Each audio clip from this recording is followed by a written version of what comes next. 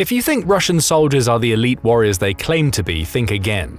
After 2.5 years of fighting a smaller, supposedly weaker enemy, Russia's troops have shown just how unprepared they are. Ukraine's forces have taken more Russian land in a month than Russia managed to capture in 7. So what's going wrong for Russians? Simple, they're soldiers. Today, we dive into how these conscripted, undertrained recruits stack up against the world's most powerful army, the US. Spoiler, they don't.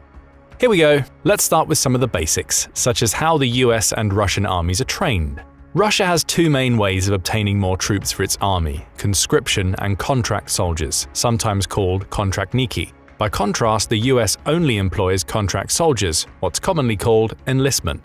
However, the actual process of enlisting US and Russian soldiers varies quite a bit between the two countries. In the US, the first step of becoming a soldier is undergoing basic combat training, or BCT. This lasts for 10 weeks, including the reception and physical fitness tests during the first week. It's separated into 4 relatively distinct phases, during which all recruits are trained, both mentally and physically, for their capabilities and options within the US Army. Throughout the first few weeks of BCT, trainees are under nearly constant supervision by their drill sergeants, and the focus is on drilling in vital habits, discipline, teamwork, and passing on the traditions inherent to the US Army. Subsequent phases focus on building the recruits' hard skills such as hand-to-hand combat, weapons handling, and familiarization with equipment and life combat skills. The last 3 phases all contain 1 or more tests or field exercises that recruits have to pass to advance to the next phase, or they're forced to repeat the phase with the next batch, effectively prolonging BCT. After basic training, the US Army provides what is called Advanced Individual Training, or AIT, which is where the graduates can decide on, or be assigned, different branches or positions within the Army. AIT is highly customized based on the position or job that the recruit is aiming for, and some have civilian equivalents.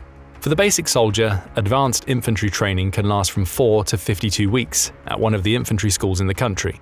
As far as somewhat similar ground-based roles are concerned, armor crewmen, combat engineers, and cavalry scouts receive between 14 and 22 weeks training. Additionally, these roles can complete their basic and advanced training in a single program called One Station Unit Training, or OSUT. The OSUT lasts for 22 weeks, effectively compressing BCT and ATI into a single course, where the recruit undergoes the first few phases of basic training and then immediately goes to advanced training, without the final stages of basic training or transfers to another training facility. The process allows a recruit to complete their training in a single location, with drill sergeants shared between the 2 phases of the training. If you thought this was complex, Russian soldier training is even more so. Since the Russian military system accepts conscripts and contract soldiers, the training is further separated between those 2 aspects.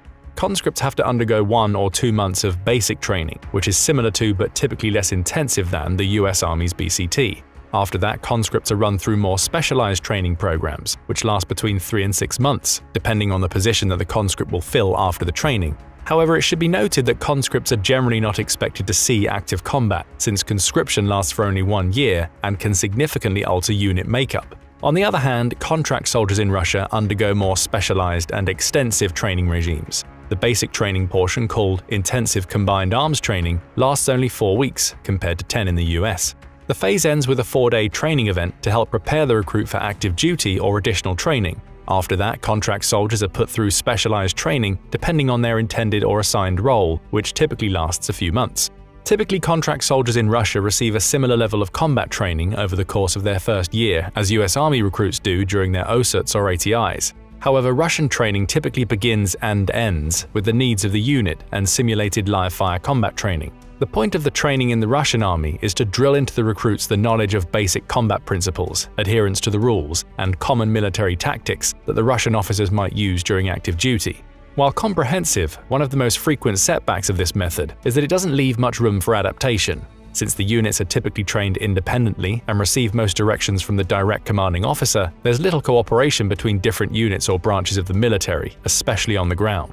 This has led to a surprising number of problems for Russia over the years. For example, some of the officers in 2016 were fired from the army because they claimed that the units received much more training compared to others. This verticality, especially in terms of accountability and chain of command progression, means that the Russian troops are primarily guided by loose and vague instructions from the top commanders. In the meantime, the unit officers can misconstrue those instructions in any way they see fit if they are not properly overseen. To alleviate the issue, a 2017 General Staff reform was created to reduce the number of conscripts and allow them to transition into contract soldiers more effectively. On paper, this should create a less polarized experience between contract and conscripted soldiers. However, the core of the issue remains in the Russian army's highly decentralized training structure. Without a unified unit command and training protocol, each unit is left to the commander to oversee, which allows for the same issues to perpetuate themselves through lower army service duration and constant reconscription. On the other hand, the US Army uses more extensive group training methods, which include cross-unit military exercises, meant to prepare the soldiers for the erratic and unpredictable nature of live combat. As such, the officers have greater control over their units, but also have more codependence on nearby units during active duty. When combined with the prolonged nature of OSUT, which has all recruits train in a single location under the same drill sergeants, this builds up much stronger morale and camaraderie between the US soldiers. Additionally, due to the dual nature of recruiting within the Russian army and the shorter enlistment period for conscripts, they are widely considered either more expendable or less skilled than the contract soldiers. This means they are not expected to see actual combat, and therefore, their training might not actually be done up to the same standards that the contract soldiers or the US recruits receive. Furthermore, since conscription is mandatory, i.e. the recruit didn't actually choose to enter the army, they likely have much lower morale than the soldier who approached the recruitment center willingly to serve their country for the next few years.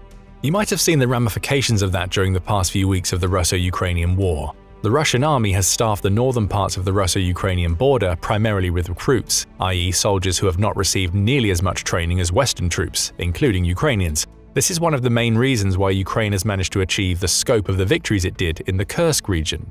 Pretty much the same concept can be applied to the Russian summer campaign of 2024, which was split between the Kharkiv region and the currently active Eastern Front in the Donetsk region. The Russian army has used less experienced troops to invade Kharkiv, where it's relied on primarily infantry tactics. The result of the summer campaign was Russia accumulating over 1,200 casualties per day, with the total tally being some 70,000 soldiers lost over the 2 months that the campaign has unofficially lasted.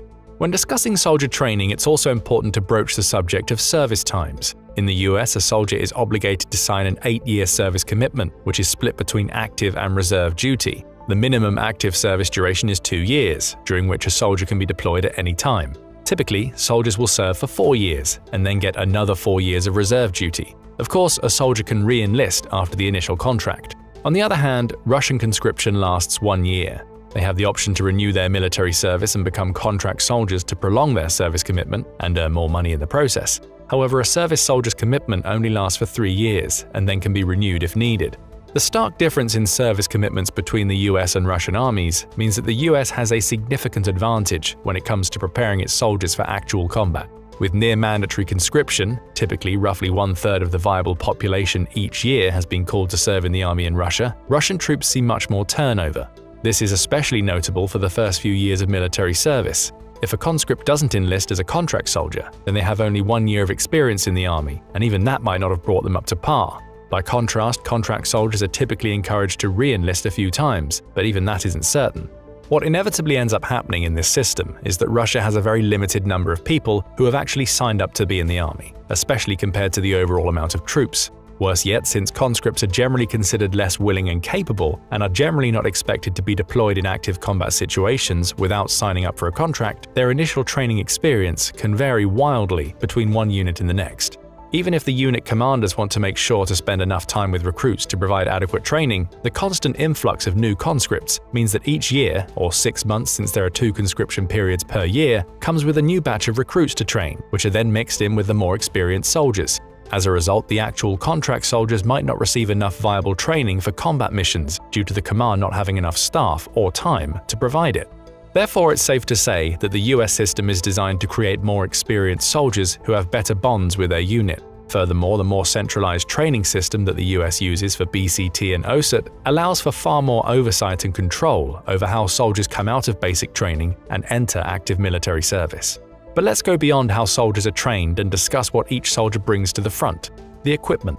Starting with body armor, Russian and American armed forces don't differ that much in terms of body protection. The US-issued modular scalable vest with ESAPI inserts, which are ceramic plates strategically placed around the armor, are similar in appearance and shock absorption to the Russian 6B43 and 6B45 vests used in the newest iteration of the Ratnik II infantry kit system, which also incorporates ceramic plate armor. However, the Russian body armor system is slightly more old school compared to the US designs, providing more protection over the neck and other peripheral areas, as well as containing softer backers to add bulk. While this should make the soldier more protected in theory, in practice, the US design allows for slightly more maneuverability in the field, which has been pivotal for US soldiers stationed in the Middle East throughout the war on terrorism. The US has also been experimenting with a more unit-based approach to vest orders and designs, making them less one-size-fits-all and more customized for particular situations, as well as replacing ceramic plate inserts with steel ones. Steel has a few pros and cons over ceramic. On the plus side, it's much easier to produce steel plates, and a steel plate doesn't actually completely break upon impact with a rifle bullet, allowing it to potentially catch more bullets. On the downside, bullets tend to shatter and spoil the plate itself, which can increase the amount of shrapnel that can pierce the inner armor layer and cause harm. Additionally, steel plates are typically much heavier than ceramic ones for the appropriate level of protection. Weight has been a recurring issue for modern soldiers, as the fighting load has been increasing steadily over the past decades. However, the US soldiers have the benefit of vastly improved gear interchangeability and weight capability. This is due to the modular scalable vests being fully compatible with modular lightweight load-carrying equipment pouches. This means that soldiers can get customized kits for each mission without changing the basic body armor and equipment they carry. This can be a significant benefit that allows soldiers to shed some weight in encounters, considering that modern US soldier gear can weigh over 88 pounds for the fighting load and close to 140 pounds for the approach load. Speaking of gear, the US soldiers typically carry much more of it compared to Russian forces. However, this could be due to the previous instances of modern warfare involving American troops all being on foreign soil. The Russian army is brought up mainly for national defense, despite the irony of it currently invading a neighboring country. But perhaps the most significant difference in equipment is the standard issue rifle for the armies. On the US side, that's the M4A1, although it's soon going to be replaced with the XM7. On the Russian side, the honor goes to the AK-74M. Both rifles are generally considered among the top options for modern militaries, but they have minor differences that accumulate to create vastly different combat experiences. When it comes to accuracy, the M4 is more accurate, especially at longer ranges. This is in part due to the rifle's lower recoil compared to the AK, giving the soldier a steadier aim for prolonged firefights. The AK, however, withstands those longer fights much better. Its simpler, more robust design makes it more functional after firing hundreds of rounds in short periods, while the M4 is said to burn. The focus on practicality in the AK is also accentuated by the rifle being practically impossible to jam. Some military experts suggest that the AK can be dragged through rain and mud, and that the mechanism will knock out the mud from the barrel while firing and make it work. The M4, in contrast, is more finicky and doesn't tolerate rough handling as well. However, the M4 wins out by being better for silent operations and more adaptable to its users, particularly due to a range of applicable add-ons. The M4 is also considered to be slightly more difficult to learn, but an experienced operator will likely be far more proficient in combat as a result of it. At the same time, since it's made from aluminium rather than steel, the M4 weighs less, making it easier to train on, and also ties into the aforementioned issues of soldiers carrying more and more weight. In the end, the M4 is more of a weapon for a professional army sent out on seek and destroy missions, while the AK-74 is better for long-term engagements with a larger army that needs to be mindful of its resources. These differences perhaps best showcase the true separation between the US and Russian troops. The US Army is focused on bringing out the highest potential in every single soldier, giving them more cutting-edge weaponry and equipment to withstand multiple operations. The Russian Army, on the other hand, is more about sheer numbers and the ability to pick up a weapon and get relatively proficient with it in a matter of weeks. While neither option is quite superior in all regards, the M4 wins out since it's a more effective weapon in the hands of a professional soldier. This plays especially well into the previously mentioned discrepancies in how long the Russian soldiers are trained. With steadier, more consistent and longer training, a US soldier can have years of experience with their M4. In situations when needs demand it, they can pick up an enemy's AK and still remain deadly. The same couldn't be said for a Russian conscript. Throughout all of this, we've mentioned military training and equipment as they were before the start of the invasion of Ukraine in 2022. And while the same theoretical concepts apply to the Russian forces, there's bound to be a bit of change. Unfortunately for Russia, that change is backward. This is easily explained by a simple number: 643,750. That's how many casualties the Russian army has accrued at the time of the writing of this video, according to Ukrainska Pravda, a news outlet that tracks daily events in the war. Compare that to the official number of soldiers that the Russian army has, which is around 1.3 million, and the CSIS report that suggests there were roughly 140,000 soldiers deployed around Ukraine at the start of the invasion. Additionally, Business Insider has stated that Russia's conscription efforts have greatly sped up over the invasion, leading to the recruitment of 30,000 people per month into the Russian army. Finally, the maximum age of conscription in Russia has been increased from 27 to 30, allowing the country to tap into a larger percentage of the population. All of these figures paint a clear picture of the state of the Russian army, one that's approaching shambles. If the training before the invasion was considered to be inconsistent, then the post-invasion training is likely going to be severely lacking. Furthermore, with the sheer number of casualties that Russia has suffered, chances are it's slowly running out of more experienced soldiers and replacing them with fresh recruits. The new conscripts have relatively little experience in actual combat and are unlikely to have gone through the Russian simulation exercises, as inadequate as they might be for modern warfare. A harrowing report from the Moscow Times has suggested that some conscripts receive as little as a week of training before being rotated into active service. This is nowhere near enough time for a recruit to learn how to use a combat rifle effectively. It suggests that Russia is more concerned about having enough bodies to throw at the Ukrainians and hoping that the more experienced soldiers evade bullets in the confusion. This means that the average US soldier is going to be much more experienced and therefore deadlier than a Russian one. As a whole, the Russian army has likely fallen far below the respected second place, as evidenced by its failings to not only invade Ukraine, but protect its own territory from being invaded in turn. Despite all this, there haven't been that many chances to see how US and Russian troops compare in action. The two countries have been on the opposing side of conflicts over the past decade, but the bulk of their investment was done through long-range warfare and donations rather than actual engagements. However, there are some clues on how Russian soldiers would fail to stack up to their American counterparts. First, let's go to the other side of the Russo-Ukrainian war for a bit. The Ukrainian army has been on the receiving end of billions of dollars worth of NATO equipment, but the army has also received training from NATO forces, which closely correlates to that of what the US provides to its national troops. But the core of the transformation of the Ukrainian army started all the way back in 2015, a year after Russia annexed Crimea. The army reform has implemented similar training regimes and command protocols to the US and the rest of NATO, bringing the Ukrainian army more in line with the Western systems. This means that the Ukrainian army that's been fighting Russia for more than 2.5 years is now using, if not the same advanced equipment, the same military strategy and training opportunities that the US has.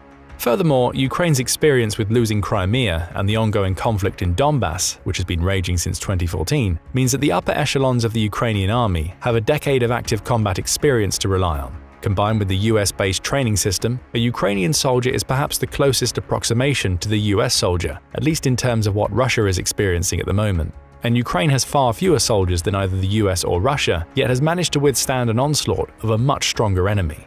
For the second way to ascertain how the US soldiers might stack up to Russian ones, let's go a bit further into the past and to the aforementioned proxy involvement.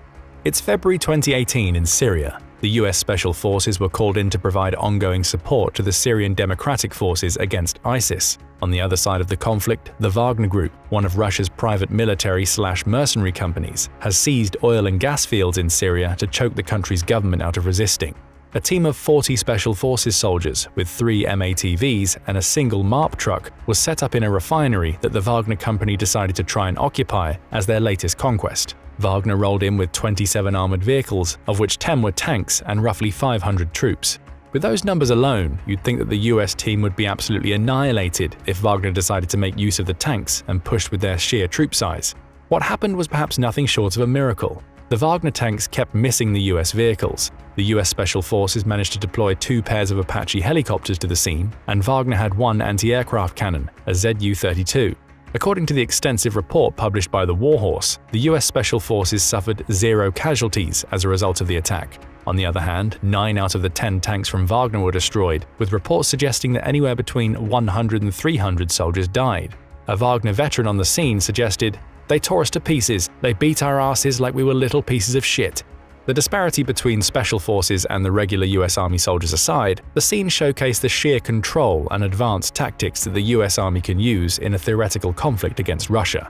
Finally, there's another piece of the puzzle in the US versus Russia troop comparison: mechanized platoon tactics. The US mechanized platoons are more organized and resilient than their Russian counterparts. One of the main differences comes from the military equipment that the US uses. By all accounts, the modern armored vehicles from the US are vastly superior to Russia's vehicles. Take for example the US Bradley versus the Russian BMP. The Bradley has more armor built into the chassis, a digitized battle management and communication system, and can even carry 50% more missiles to use against opposing tanks. Furthermore, the US uses 4 vehicles per platoon compared to Russia's 3. If Russia loses a vehicle, which it likely might since both its tanks and armored vehicles have inferior protective plating and the US can bring more missiles to bear, a platoon is out of a third of its mechanized firepower.